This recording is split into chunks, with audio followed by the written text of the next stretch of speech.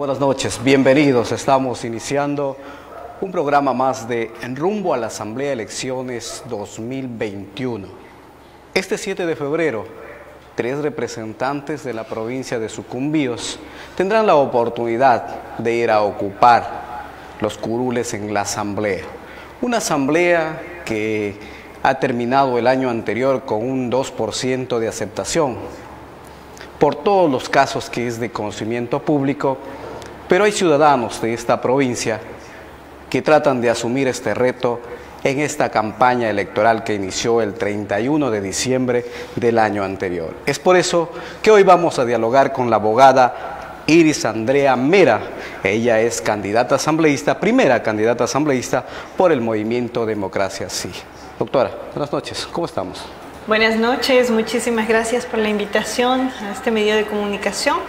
Muy contenta de poder estar aquí y expresar mis ideas, mis propuestas y que la ciudadanía pues me conozca. La oportunidad de conocer al candidato es preguntarle quién es la abogada Iris Andrea Mera. Bueno, Andrea Mera es una joven mujer profesional, madre de familia, una ciudadana más de esta provincia de Sucumbíos que ha vivido a lo largo de unos 29 años aquí, que ha visto crecer la provincia, que ha visto las necesidades que como ciudadanos tenemos y por lo tanto también el deseo de aportar con mis conocimientos, con mi contingente como profesional para el beneficio de nuestra provincia. Y pues como soy abogada, pues sí, me gustaría muchísimo poder aportar con mi contingente desde la Asamblea Nacional. ¿De dónde es la abogada? Manabita de nacimiento.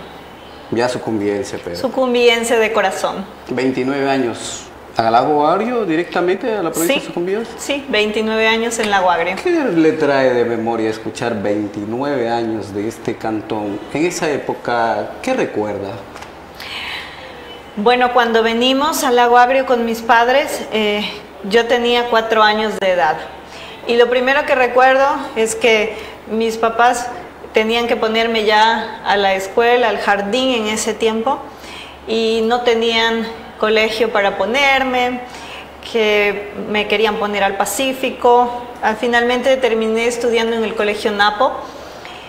Y recuerdo que la vía Quito era una vía que era de lastre, botaban crudo, las medias del uniforme se manchaban, todo. Son las primeras cosas que se me vienen a la mente cuando recuerdo 29 años atrás. He visto crecer Lago Agrio, he visto los asfaltos, cómo han ido creciendo las calles.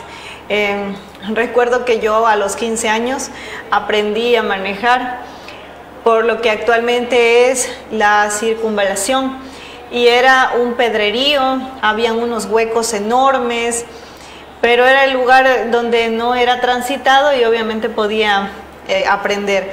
Entonces son cosas que uno ha venido viendo, ha visto cómo ha crecido el Lago Agrio, pero también hemos visto cómo hay situaciones que todavía no se subsanan, barrios olvidados, personas que no pueden tener acceso a los sistemas educativos conforme su sitio de residencia, personas que tienen algún problema de salud y que aún el hospital, a pesar de tener una buena infraestructura, nos falta muchísimo.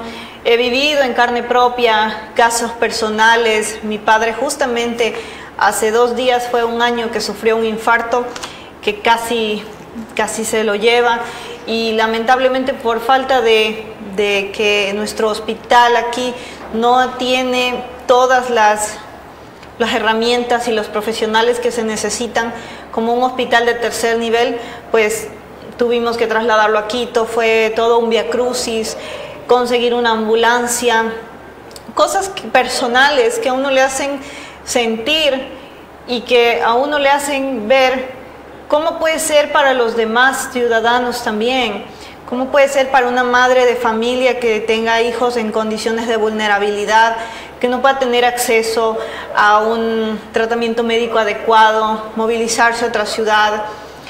Casos personales que yo los he pasado, que los he vivido, y que quiero ayudar a que la gente de nuestra provincia pues sienta que realmente existe alguien que ha sentido sus necesidades también y que por eso estamos aquí, porque queremos ayudar, aportar con nuestro granito de arena para mejorar esas condiciones en nuestra provincia, para ser parte de la historia de nuestra provincia, pero hacer historia de una forma positiva, de una forma que se nos recuerde por algo bueno que hicimos en favor de nuestra provincia.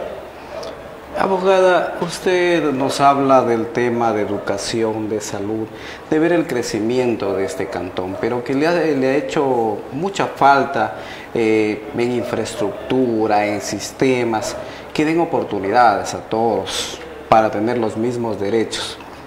En este ámbito, ¿quiénes son los culpables? Usted ahora puede observar eso. ¿Quiénes son o quiénes somos los culpables de no tener esas mismas oportunidades? Nombrar que esta es una provincia petrolera, todo el mundo lo repite, que sale el recurso para todo el país desde acá, pero que es olvidado. ¿De quién es la culpa? A ver, la culpa aquí es de los malos gobernantes que hemos tenido a lo largo de la historia de nuestra provincia. ¿Por qué? ¿Por qué lo digo? Es cierto, se han conseguido a través de paros ciertos logros, ciertas cosas que nos han permitido desarrollarnos, pero no nos hemos desarrollado conforme el recurso económico ha existido en nuestra provincia, en los GATS municipales. ¿Por qué no se han desarrollado? Porque lamentablemente existe esto de yo, mi beneficio personal. ¿Qué gano yo? Voy a una alcaldía para complacer a quienes me pagaron la campaña de la alcaldía, entregando contratos, sobrepreciando y cosas que... ¿En esta administración, en las anteriores o en todas? Hablo en manera general, no me interesa acusar a ninguna administración en particular, pero sí es algo que se ha visto. Se ha visto en muchos sentidos. Yo soy moradora de un barrio muy antiguo de Lago Agrio. ¿Cuál barrio? Barrio Julio Marín.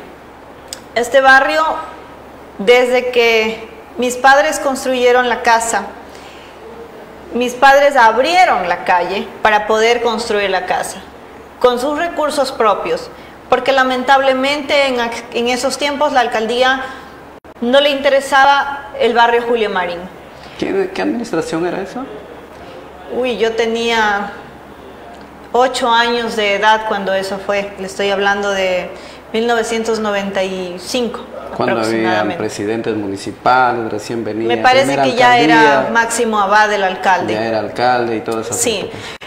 Imagínese usted, uno mismo tenía que abrir su propia calle. Pero no solamente es esto. Pasaron los años. Estamos hablando de que ya han transcurrido 8, por lo menos 24 años de eso. Y sin embargo, hasta el día de hoy, el barrio Julio Marín no tiene todas sus calles asfaltadas, siendo uno de los barrios más antiguos. Hay barrios que se han creado de unos pocos años para acá, y si usted va, usted encuentra que todas las calles están asfaltadas, tienen las veredas, y el abandono para determinados barrios es notorio. ¿Se hacen las obras mirando quién vive ahí? Realmente no conozco cómo manejan en el área municipal, cómo es la planificación urbana, pero yo creo que tenemos profesionales en las áreas de planificación que deberían dar prioridad a los barrios que fueron los que iniciaron primero Lago Agrio. Entonces, cosas así, la falta de planificación, traer probablemente profesionales que son de otras provincias a los que realmente no les ha interesado el desarrollo de la ciudad, del cantón, la provincia. Les ha interesado llegar, trabajar por un sueldo y conformarse con eso. Pero nosotros, los que vivimos aquí, que somos los afectados, creo que es hora de que tomemos la batuta en todo el sentido de la palabra. ¿No será que los declararon de pronto patrimonio cultural del Lago Agrio y no los pueden tocar ahí esos barrios, no le pueden hacer mejoras? Así hacen en las ciudades grandes. Lamentablemente no. Imagínense, y el barrio Julio Marín es un barrio turístico. Yo le pongo un ejemplo. El barrio Guayaquil es uno de los más grandes de acá del Lago Agrio. es otro barrio abandonado. Solo para no alejarnos del centro de la ciudad. Así es. Imagínense los demás. Exacto, o sea, son cosas que realmente nuestra gente, nuestros gobernantes, quienes están frente a una alcaldía, a una prefectura, deben de analizar y pensar en que el beneficio tiene que ser para todos los ciudadanos. Existe un presupuesto anual que perfectamente se lo puede administrar bien, de tal forma que se pueda llegar a todos los ciudadanos. Olvidarnos de acá me apoyan y porque acá me dan porras, acá sí vamos a hacer la obra, acá no me quieren mucho, entonces no, ¿para qué les vamos a hacer? Creo que eso es lo que pasa. Y los alcaldes, los prefectos, yo creo que tienen que entender, todas las autoridades de elección popular son electas para una provincia, para un cantón, para una parroquia. No para los panas. No para unos cuantos, no para los que sí les sonríen todo el tiempo. Hay que ser críticos, felicitar por las cosas buenas, por supuesto, nadie desconoce, pero sí también ser críticos. Y yo creo que deberían de aplicar la autocriticidad. Y no les gusta eso. Es una pena, No les porque gusta por eso estamos cuando hay algo atrasados. malo, preferible que no se diga. ¿Cómo hacemos? Los medios de comunicación somos acusados de pronto por eso, porque nos invita a un barrio y nos dice, está pasando esto, y lamentablemente no les gusta a las autoridades eso. De pronto a la abogada Iris Merian le gustaría que le informen algo que está haciendo mal, se entendería de una mejor manera con los medios de comunicación, aceptaría Por supuesto que estas sí. críticas. Mire, toda crítica que contribuya a mejorar una gestión es bienvenida. Yo creo que para eso somos los seres humanos, somos racionales, es lo que nos diferencia de las especies animales y vegetales. El raciocinio, la conciencia, la capacidad de poder hablar, la capacidad de poder dialogar, de llegar a acuerdos, de llegar a entendimientos, de llegar a soluciones que nos ayuden a hacer una mejor sociedad, un mejor cantón, una mejor provincia. Yo creo que aquel que dice que ama a su cantón, ama a su provincia, ama a su país, tiene que contribuir cuando es autoridad y demostrar ese amor. Esa es la mejor oportunidad que todo ser humano tiene cuando llega a ser autoridad por designación popular.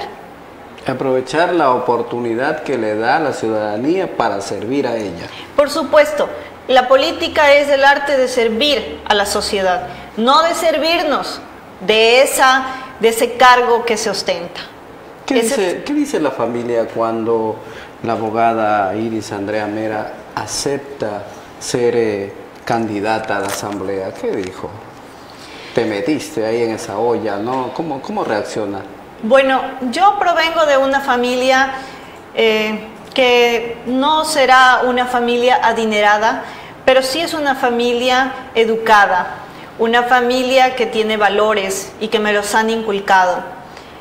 Así que cuando decidimos conversar al respecto, mi papá, que es una persona muy ecuánime, a quien yo admiro muchísimo, ha aportado mucho a esta provincia en el área de la agricultura, es ingeniero agrónomo, me dijo, bueno, tienes que hacer las cosas bien.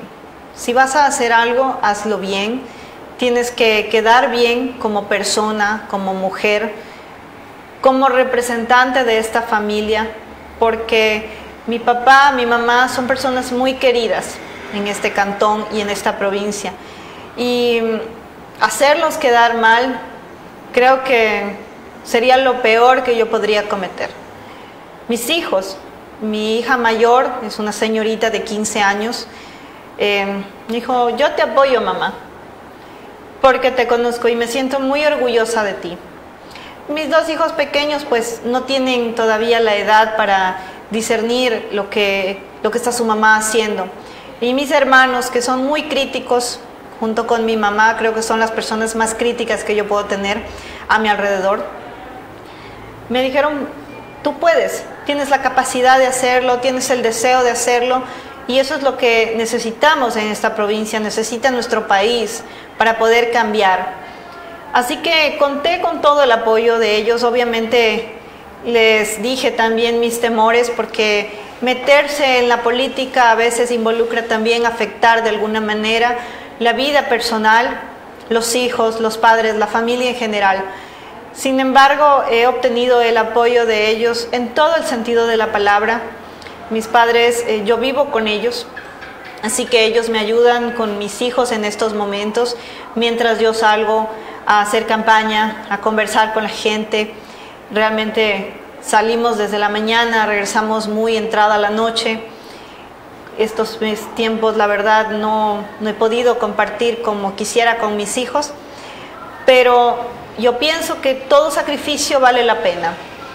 Y sacrificarse un tiempo para poder hacer el bien y dejar escrito en las páginas de la historia de nuestra provincia de Sucumbíos que las cosas se hicieron bien, que Andrea Mera fue capaz de hacer las cosas bien, no solamente decirlas, sino demostrarlas con actos, con hechos, es lo mejor que yo puedo, el mejor legado que yo les puedo dejar a mis hijos. ¿Fue capaz de llegar a la asamblea? Me encantaría, por supuesto que sí, espero que así sea, claro que sí. En el ámbito usted topaba algo del tema y dijo, mi familia no es adinerada. ¿Se necesita dinero para ser candidato? Algunas personas con las que he conversado me dicen, aquí gana el que tiene más dinero, el que vota más dinero. ¿Ganó? ¿La abogada Andrea ganó? Todavía si es por dinero... hay que esperar. Nuestra campaña es austera, siempre lo hemos dicho. Pero gana el que tiene más dinero, pues. Así dicen, no me consta todavía. Usted nos acaba de decir eso, que todos en Voz Populi. Entonces la abogada ya se quedó fuera, ya no entra. Verá, yo creo personalmente que puede ser que antes nuestra gente se dejara convencer por una camiseta, una gorra, una comida. Pero eso se acaba, pues. Eso... Exacto, es pan para hoy, hambre para mañana. Cuando yo he conversado con la gente, cuando yo les he explicado mi proyecto, mi plan de trabajo, mis propuestas, he sido muy clara, muy enfática. No tengo recursos, no tenemos grandezas para ofrecerle a la gente, pero sí tenemos la capacidad profesional de poder ofrecer un trabajo digno, honesto y transparente en la asamblea. Yo creo que nuestra gente, y ya no solamente me refiero a la provincia de Sucumbíos, sino al país entero, estamos cansados de los políticos corruptos, de los escándalos de corrupción y que no pasan de ser circos que nos dan a la ciudadanía para distraernos de lo que realmente importa. ¿Qué es lo que importa? Que la gente no tiene trabajo, que la gente se enfermó, murió, que los hospitales se colapsaron, que tenemos un sistema de salud deficiente. Esas son las cosas reales, las preocupaciones reales que ahora tenemos todos los ciudadanos y que ya no podemos darnos el lujo de escoger entre el candidato que más nos ofrezca, cuando sabemos que el que más ofrece, el que más da en campaña, de alguna manera tiene que retribuirse en la asamblea o en el puesto al que vaya a postular. ¿Va a recuperar? Eso dicen, no me consta. Pero ¿por qué invierte entonces? Eso quisiera yo saber. ¿Solo por el ego ¿Por qué de ser invertir asambleísta? Tanto? ¿Por qué? ¿Cuál es el deseo de llegar a la asamblea invirtiendo tanto? Ayudar a los ciudadanos, nos dijo usted. Claro, cuando uno tiene el corazón sano, cuando uno va con toda la intención y las ganas, el deseo de quedar bien por su provincia, de ser reconocido por un trabajo eficaz, eficiente, transparente. Pero tenemos que también pensar qué intereses existen detrás de empresas electorales, que algún periodista me lo había mencionado en una de las tantas entrevistas que he brindado. ¿Cómo luchar contra una empresa electoral? Entonces, esas son cosas que nosotros les hacemos conocer a la ciudadanía cuando conversamos. ¿Democracia es una empresa electoral? No, no. Es nuestra primera participación a nivel personal, todos los candidatos, la primera vez en política. Y este movimiento fue el único que conversó con la abogada, dijo, abogada, quiere venir y apoyarnos como candidata y la posibilidad de representar a sucumbíos en la asamblea, ¿o hubieron más movimientos? Tuve conversaciones con algunos movimientos. ¿Quiénes le proponían? Bueno, de entrada, debo ser sincera, cuando yo estaba trabajando en el Ministerio de Educación, lo primero que me indicaron para la posibilidad de ser candidata fue el partido de gobierno, la 35 en este momento. ¿Por qué no participar por el movimiento de gobierno? La 35 tiene en este momento un 85% de relación con actos de corrupción. La gente lo ve como un partido donde está la gente corrupta. Y sabemos perfectamente... ¿El gobierno actual?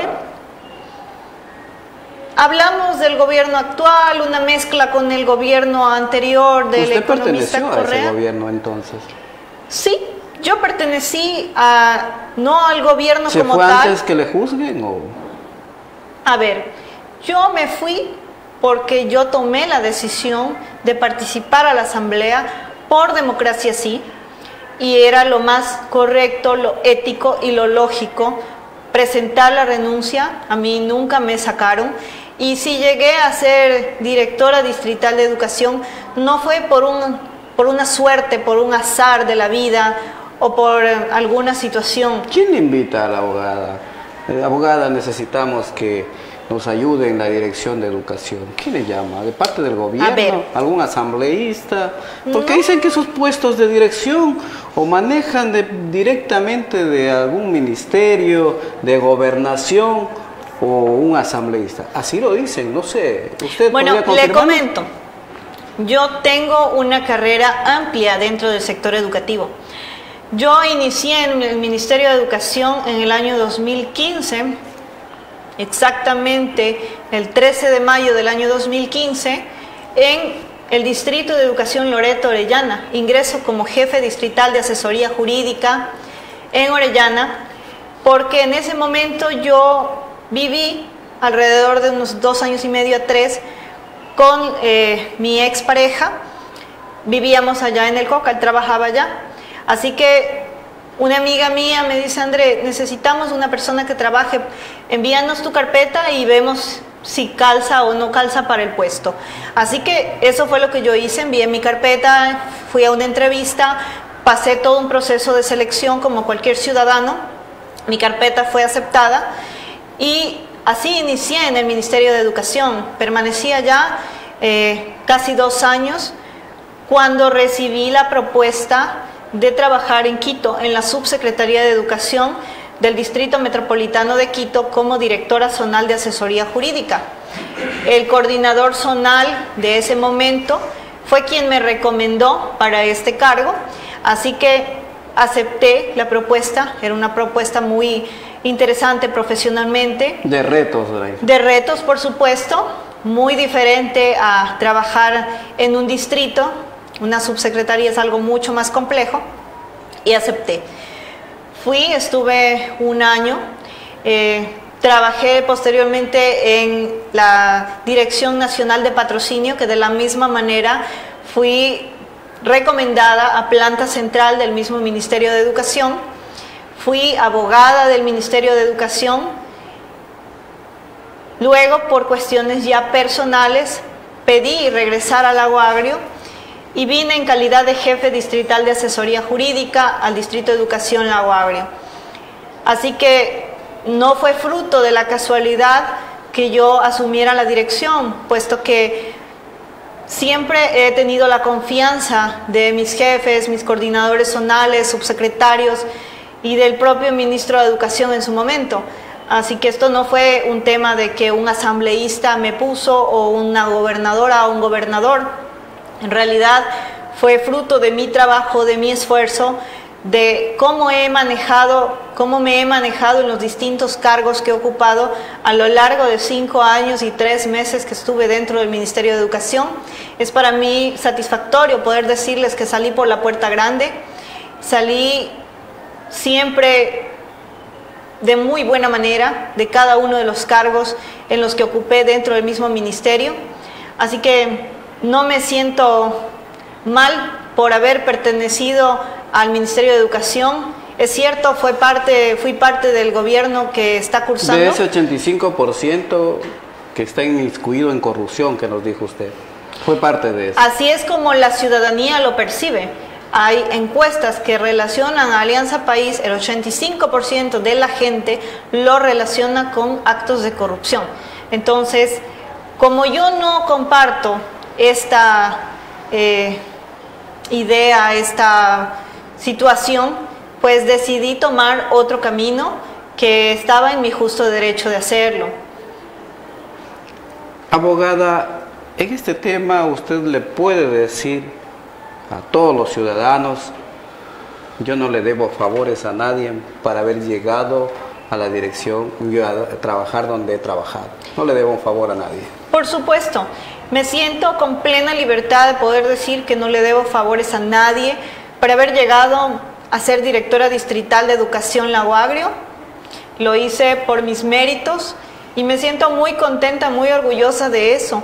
Hice una gestión muy buena, me tocó manejar la pandemia, fue muy difícil, sin embargo lo logramos. El equipo de trabajo del Distrito de Educación Lago Agrio, siendo un equipo de personas de nombramiento definitivo, fue el equipo más comprometido que yo he tenido bajo mi cargo.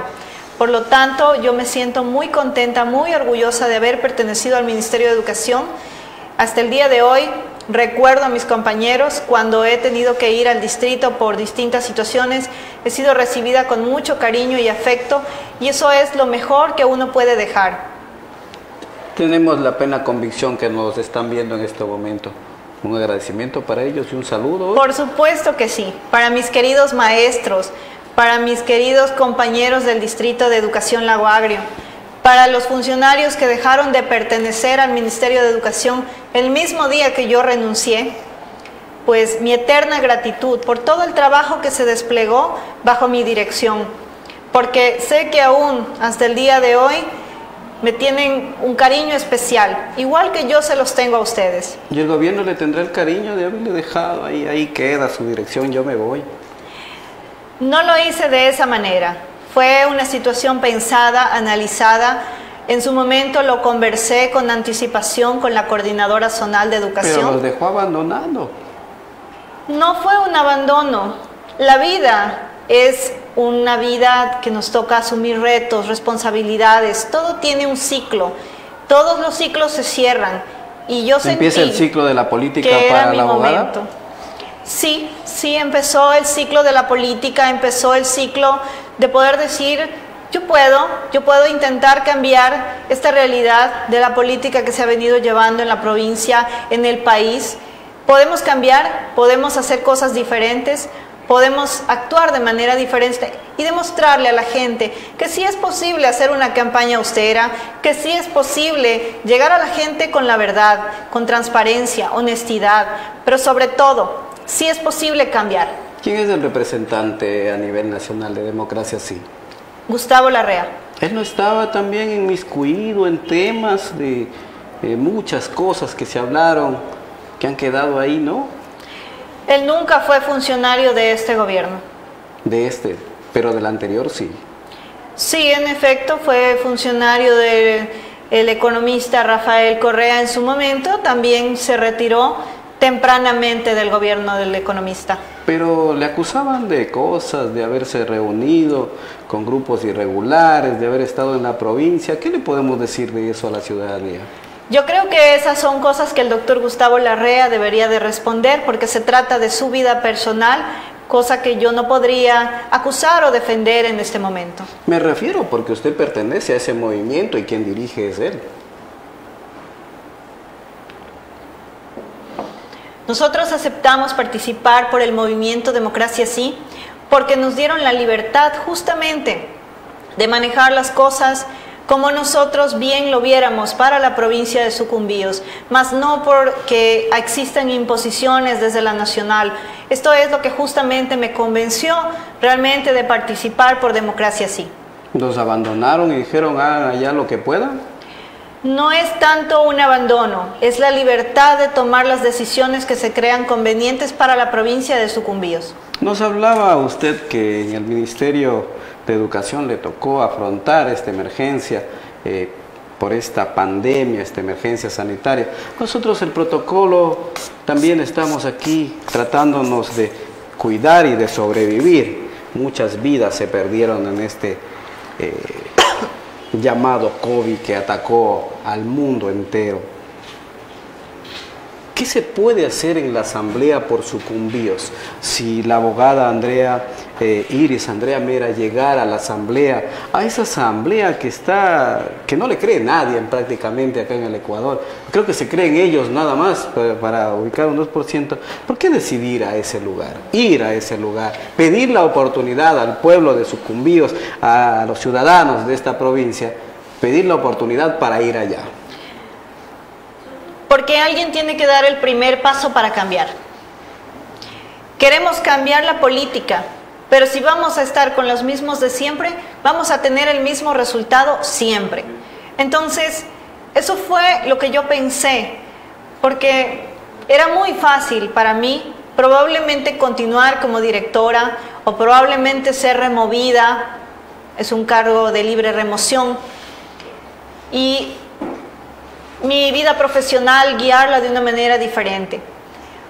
Pero si queremos sacar adelante nuestra provincia, nuestro país, tenemos que tener gente que realmente se sienta convencida de que podemos hacer un cambio, en primer lugar. En segundo lugar, nuestra gente quiere un cambio. Démosle la oportunidad a gente nueva. Hablamos de que la asamblea no tiene una credibilidad más que del 2%. Es cierto, pero es muy fácil criticar. Pero ahí es donde nosotros, las personas valientes que nos atrevemos a participar, queremos hacer ese cambio. Las personas quieren votar por gente diferente, pero si no tienen la opción de votar por gente diferente y van a votar por los mismos de siempre, no vamos a tener ningún cambio en la realidad de nuestro país. Solo habrá continuidad. Solo habrá continuidad, efectivamente. ¿Y qué tal si los nuevos se suman a esa continuidad? Tenemos la oportunidad histórica de cambiar la política de nuestro país. Tenemos una nueva generación. ¿Quién nos asegura que la nueva generación no caiga también en esas tentaciones? Creo que las nuevas generaciones somos pensantes, analíticas. El hecho mismo de tener las redes sociales a disposición nos permite visualizar cada uno de los actos que hacemos, todo lo que decimos. ¿Los asambleístas de ahora no piensan? Piensan en intereses personales y partidistas. ¿Como los de democracia, sí o no? Nuestros intereses son de sacar adelante a nuestro país, a nuestra provincia. ¿Cómo? A través de actos que nos dejen ver que somos transparentes, nítidos, limpios. No personas que estamos pensando en llegar al poder para beneficiar a unos cuantos. Y en lo personal, soy una mujer que quiere el cambio para mi provincia, el cambio para mi país. Y si tengo que dar un voto que va a ser en contra de los intereses de mi partido, pero a favor de los intereses de mi provincia, lo voy a hacer. Lo voy a hacer porque tengo criterio, porque tengo formación y sobre todo porque tengo la convicción de hacer las cosas bien para beneficio de la ciudadanía de mi provincia y de mi país. Se ha visto y la historia dice que un asambleísta no puede tener la oportunidad, si es que no está en bloques, si no hay mayoría. Democracia sí le permitiría unirse a un bloque de mayoría, tendría sus propias convicciones, seguiría de pronto abogada con esa misma independencia con la que le dieron hoy para poder aceptar esta candidatura en la asamblea. ¿Le permitirían? ¿Usted cree que sí? Nos van a permitir, porque nosotros hemos tenido conversaciones, reuniones a nivel nacional. Cada uno ha expresado su deseo real de cambiar la política de nuestro país, de beneficiar a nuestra gente en especial, de tener un sentido de conciencia, de que ya no podemos seguir cometiendo actos de corrupción y que nos perjudican a la ciudadanía. todos somos ciudadanos. Hay que entender que una persona que llega a ocupar un curul como asambleísta lo será probablemente por 4 años. Pero luego de eso vuelve a ser un ciudadano.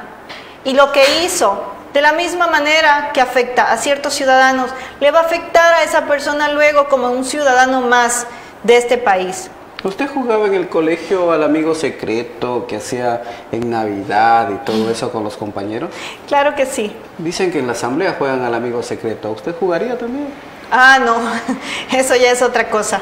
Absolutamente que sí, no. A ver, a ti, ¿qué te tocó? ¿Dónde tienes que ir? Y todas esas cosas, ¿no? ¿No participaría en eso? Yo creo que tenemos que actuar con convicción, con un deseo real de cambio por nuestra gente, por nuestros ciudadanos. Si no lo hacemos, realmente nuestro país se va a hundir.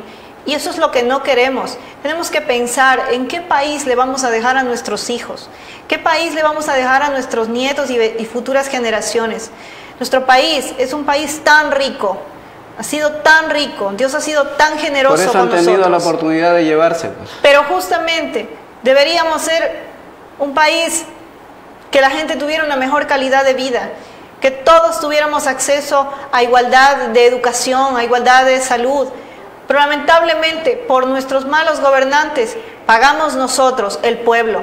Pero también hay otra cosa que es importante que nuestro pueblo sepa. Somos nosotros, el pueblo, quien tiene el deseo y la capacidad de cambiar esa historia a través de nuestro voto. Si la abogada tiene la oportunidad y es la única asambleísta de democracia, sí, ¿a qué grupo se uniría? Yo pienso que hay que unirse a quienes tengan las mismas ideales que nosotros.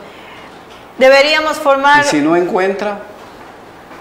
¿Qué va a hacer una sola persona? Realmente creo que sí hay la oportunidad, porque ahora el método mismo por el cual se va a poder ostentar un curul en la asamblea es diferente.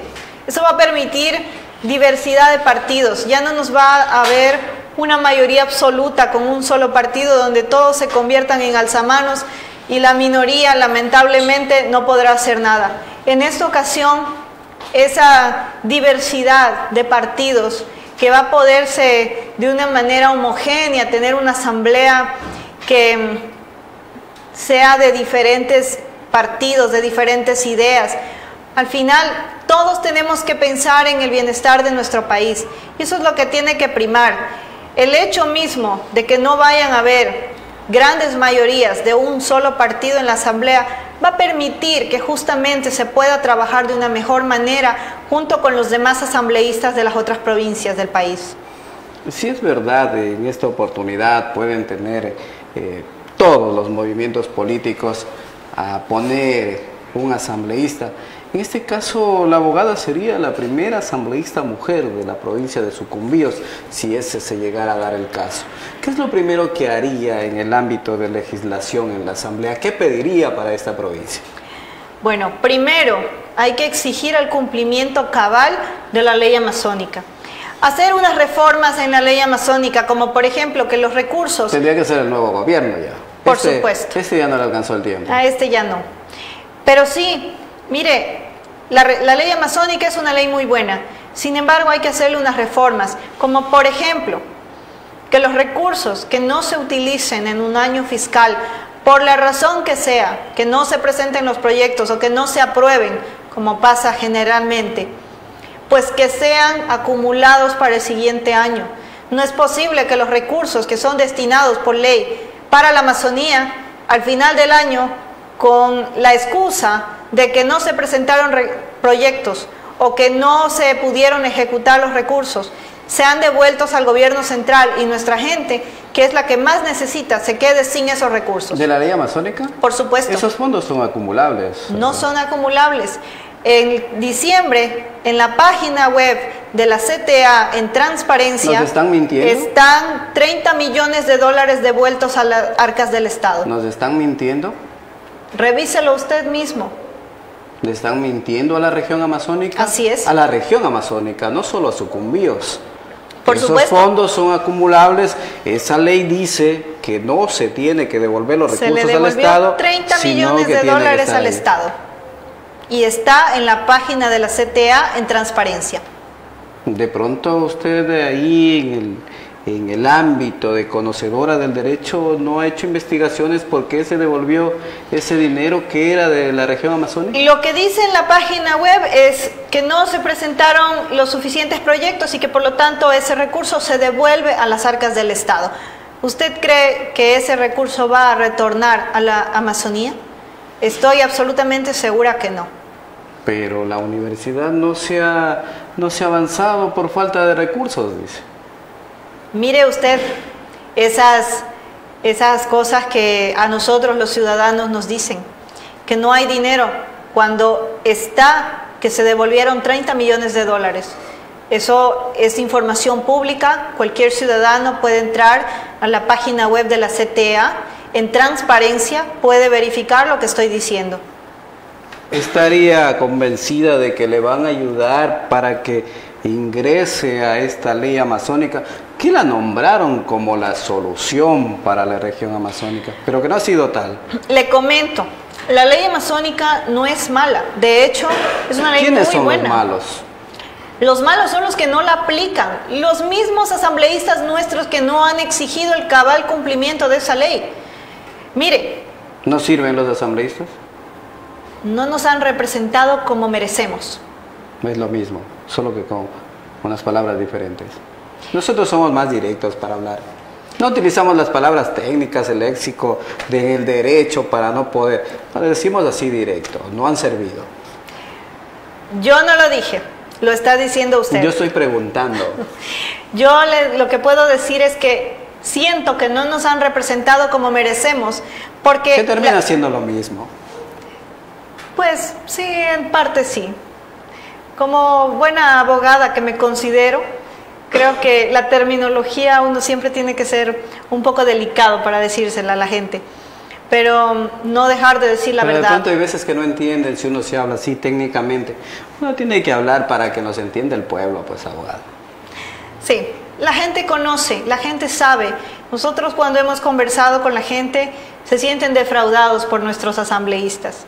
Mire, para que usted sepa, dentro de todo lo que me he puesto a revisar, he sido algo curiosa por el mismo hecho de ser abogada y por la candidatura misma, hasta para poder hablar y decir las cosas con conocimiento de causa, como decimos los abogados.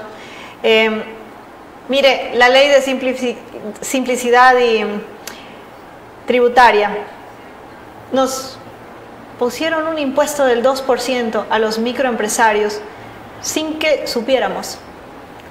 Y no, pues nos embelezaron de que mandaban el nuevo decreto y que no había nada en Navidad y que nada en fin de año, que no se reúna nadie, y nos entretuvieron con eso y entró la otra ley por ahí. Le comento que no es tan así, no es tan así. Cuando esta ley fue aprobada fue el 9 de diciembre del año 2019. Estoy hablando cuando todavía no había la pandemia. Y fue aprobada en esa fecha y el reglamento salió el 4 de agosto del 2021. 2020. 2020, perdón, sí, estoy confundida fecha. Pero nadie sabía. Solo los contadores tenían conocimiento de esto y en algunos casos a la gente a la que les hacen las declaraciones les habían comentado algo al respecto, pero no a profundidad. ¿Usted pediría que se anule eso? Ya está presentada la acción de inconstitucionalidad en la Corte Constitucional. El 31 de diciembre de este año... todo sería más fácil pedir anulen eso. Hace daño. A ver, los asambleístas no pueden derogar impuestos. Pero sí pueden articular. Pero sí, lo que sí se puede es oponerse, obviamente, a que nuevos impuestos sean aplicados. Nuestros 3 asambleístas dieron el voto positivo para esta ley. Sí, solo pueden aprobar, no pueden pedir que se derogue. Ellos sí podían pedir que se derogue, que no pase, que se vete, pero lamentablemente no lo hicieron. Pero pueden decir es el 2% nomás. El 2% sobre las ventas brutas, no estamos hablando sobre la utilidad. Eso es una afectación muy grave. Que ya mismo empieza. Ya está nuestra gente pagando las consecuencias de esta ley. Ya están pagando en el SRI ¿Por qué si esta estaba situación. desde el 2019, se aprueba en agosto del 2020, ¿por qué sacamos ahora? ¿Por época de campaña? ¿Por qué no lo hablamos antes?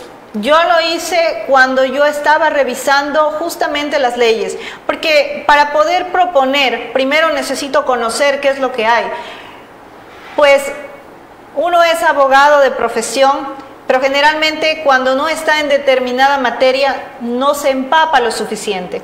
Pero hay que educarse también Por supuesto para que sí. saber a qué me enfrento. Justamente cuando estaba revisando todo lo que ya existe, lo que ha sido aprobado, para ver en qué se puede cambiar, en qué se puede mejorar, porque tenemos demasiadas leyes, pero pareciera que no tuviéramos tantas, porque en realidad en la aplicación dejamos mucho que desear.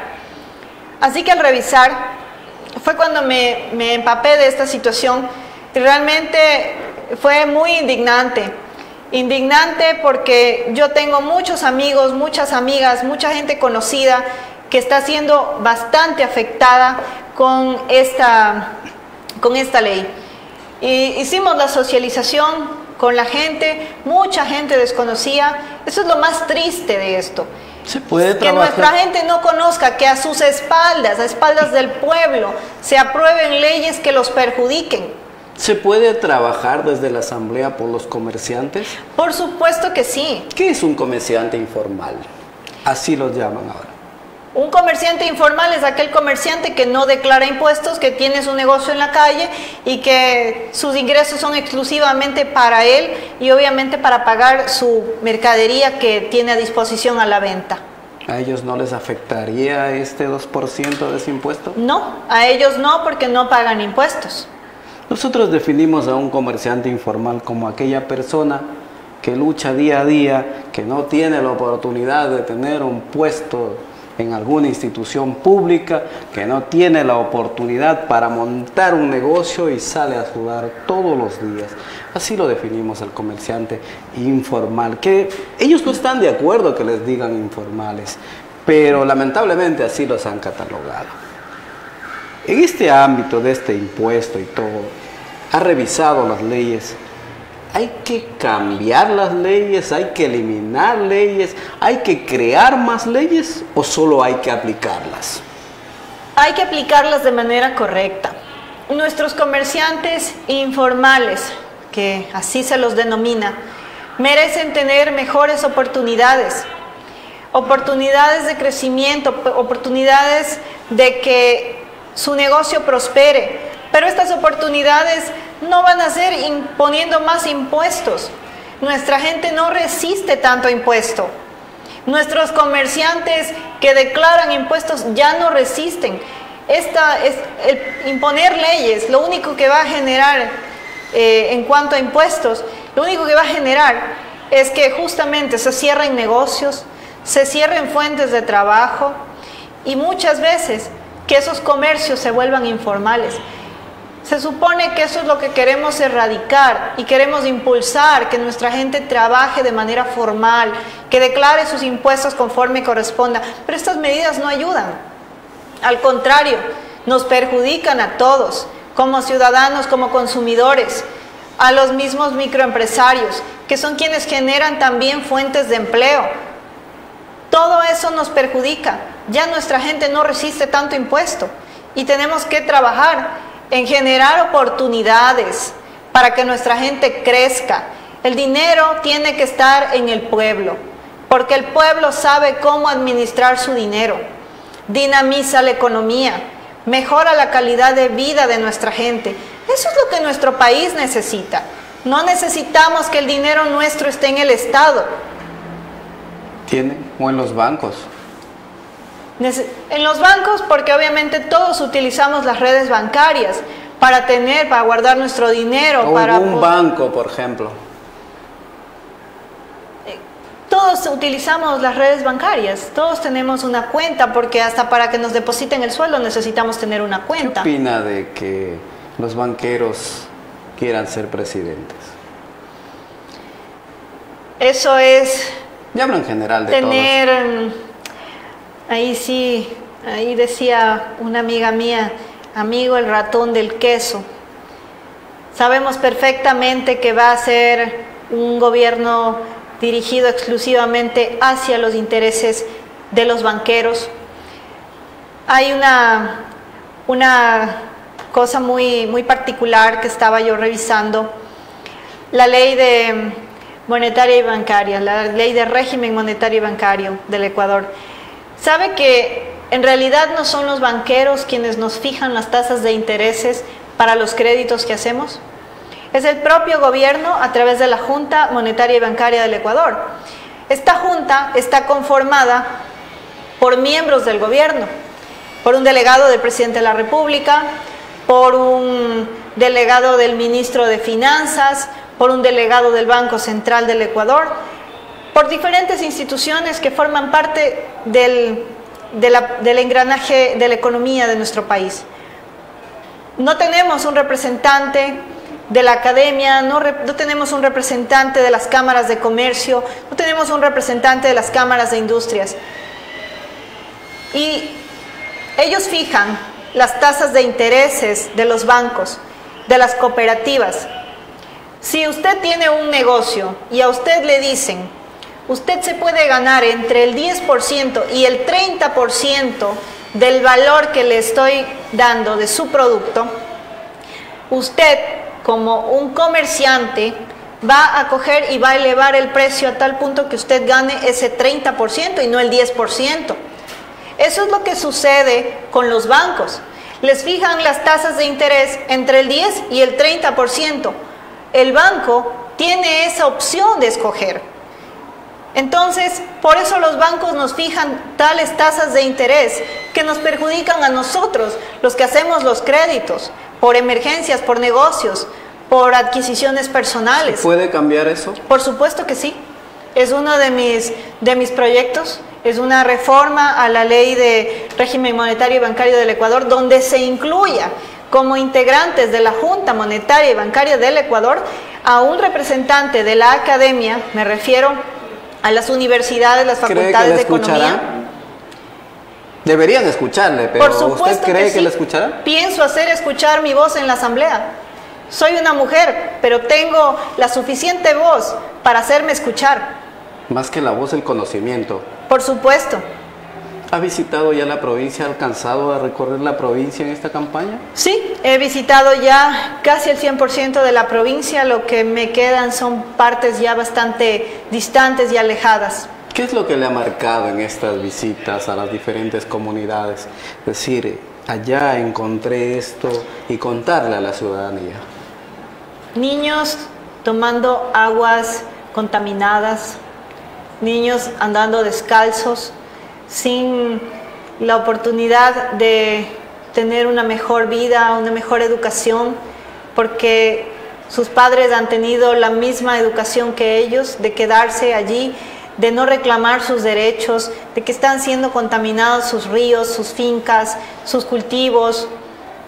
Ha sido muy impactante ver que nuestra gente vive alrededor de sitios de contaminación petrolera, donde ni siquiera se les ha otorgado una mejor calidad de vida o algo que les represente todo lo que ellos están sufriendo, enfermedades, no tienen acceso a una salud adecuada, están enfermos de cáncer y tenemos un sistema tan deficiente de salud aquí que realmente ni siquiera el Ministerio de Salud toma cartas en el asunto al ver que tenemos una cantidad de cáncer en el estómago por consumo justamente de aguas contaminadas, cosas que realmente duelen.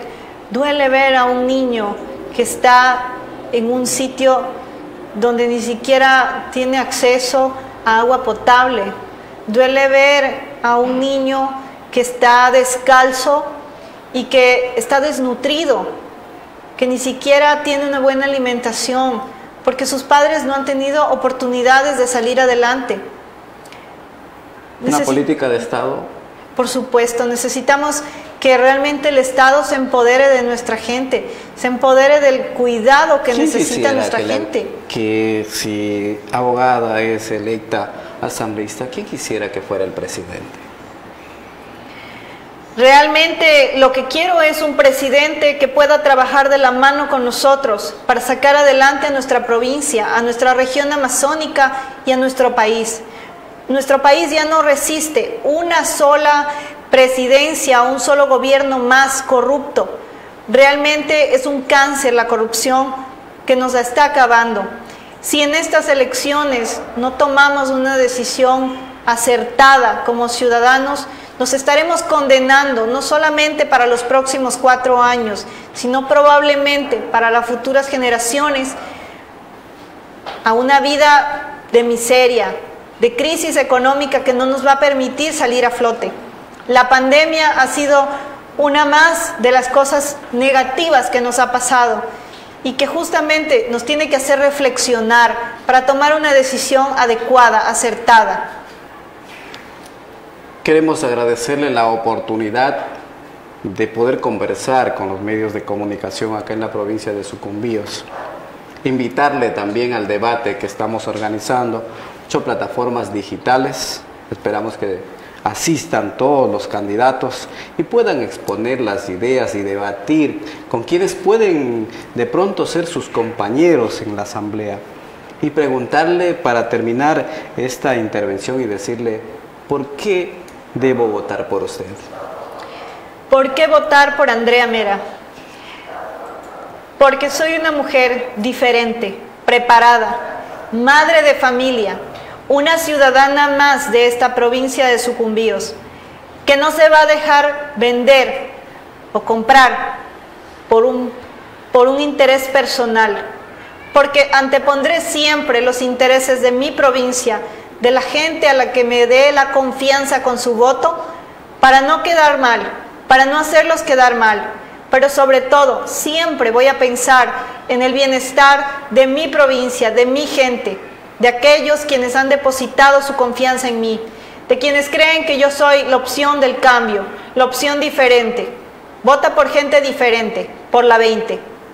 El debate lo hemos denominado Rumbo a la Asamblea 2021, este debate que estaremos haciendo 2 debates acá en el Cantón Laguario y uno en Xuyupindi. Hemos tomado en cuenta también que Xuyupindi se merece que se haga uno de estos proyectos allá, porque quienes están de candidatos van a representar a todos los cantones. De nosotros, si el tiempo nos diera, hiciéramos en cada cantón para que incluso la ciudadanía de estos sectores pueda escucharles.